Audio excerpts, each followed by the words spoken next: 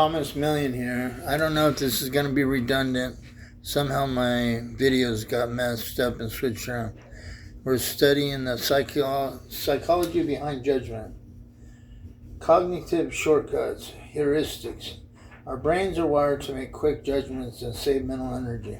When confronted with something unfamiliar or overwhelming, we rely on mental shortcuts called heuristics. In this case, are System 1. Reactive, quick, intuitive. Thinking immediately can categorize what you saw. Stereotyping. The side of the mess and the people likely triggered a pre-existing negative stereotype about homelessness. I seen some homeless people at the park and it was a big mess and I didn't like it. This stereotype often includes assumptions of laziness, poor choices, or being a nuisance, rather than viewing the person's situation as a complex result of systematic issues or personal tragedies.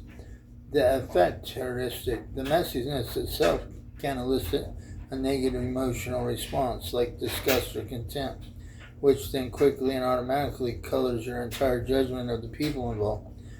Attribution theory, blaming the person. A key psychological factor is how we attribute the cause of someone else's behavior or situation.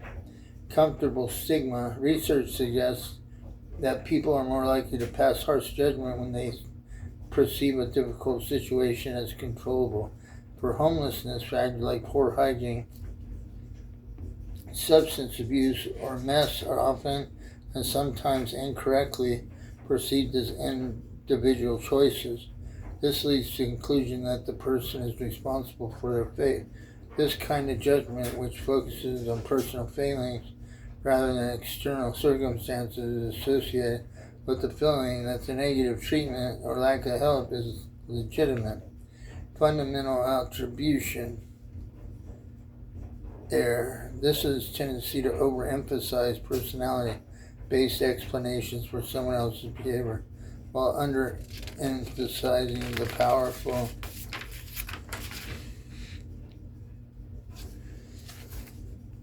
role of situational and environmental factors. You focus on how could someone live like that, a judgment that on that person or character rather than what circumstances would force someone to live like that. Seek inquiry into the situation. Dehumanization, in extreme cases, persistent negative stereotypes can lead to dehumanization where a group is viewed as less than fully human, seen not as competent or warm. When someone is functionally reduced to an object or a problem like the mass, makes it easier to feel disgust and contempt and avoid the moral obligation to help. Turning judgment into empathy. The good news is that empathy as a skill can be developed and practiced.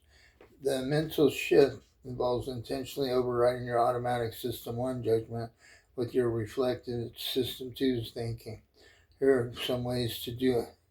Judgment-based thought. Why do they live like that and make such a mess? Empathy-focused reframe.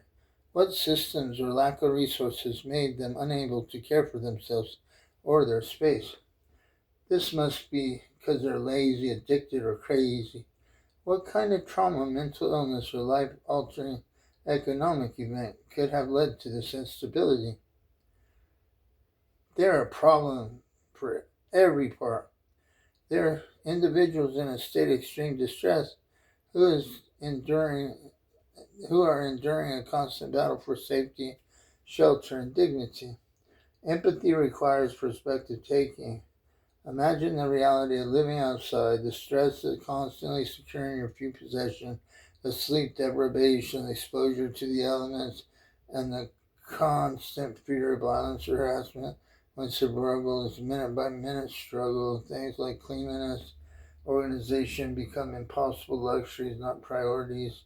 The mess is not a moral failing, it's a byproduct of extreme structure, disadvantage, and trauma. Acknowledging the complexity of their story rather than accepting the early stereotype is the most critical step in cultivating compassion, advocating for meaningful long-term solutions like housing first policies where prioritize stable shelter as the foundation for recover and well-being.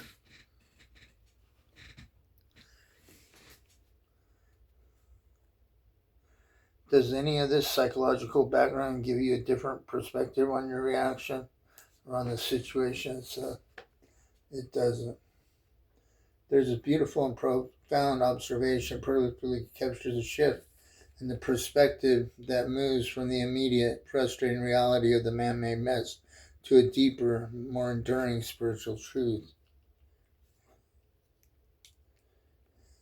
The focus of attention. The mess, focusing on the mess, the world's suffering and chaos and sin, it's a draining and consuming activity, and we can't control it.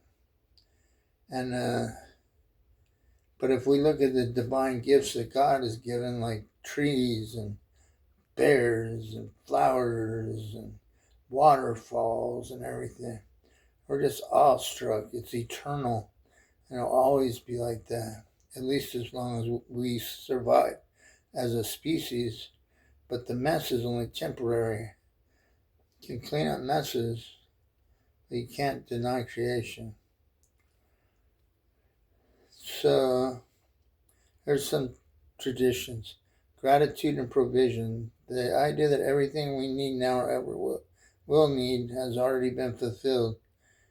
The focus from anxiety and scarcity, the fear implied by the mess, to gratitude and abundance, the reality implied by the trees, freedom from anxiety, the set of devoting yourself to cleaning up a mess you have nothing to do with, symbolize the way we sometimes take on burdens or anxieties that are not our own, losing our sense of spiritual freedom. In the process, true freedom comes from acknowledging God's complete provision and resting in that truth. The enduring over ephemeral, the mess is temporary and will pass, like trees of the glory of creation have endured. This shift encourages us to invest our attention and peace in what is lasting rather than what's fleeting or frustrating. It's a powerful reminder that while we have compassion and we clean up messes, our inner peace and joy are sustained by focusing on the glory that God gives us freely.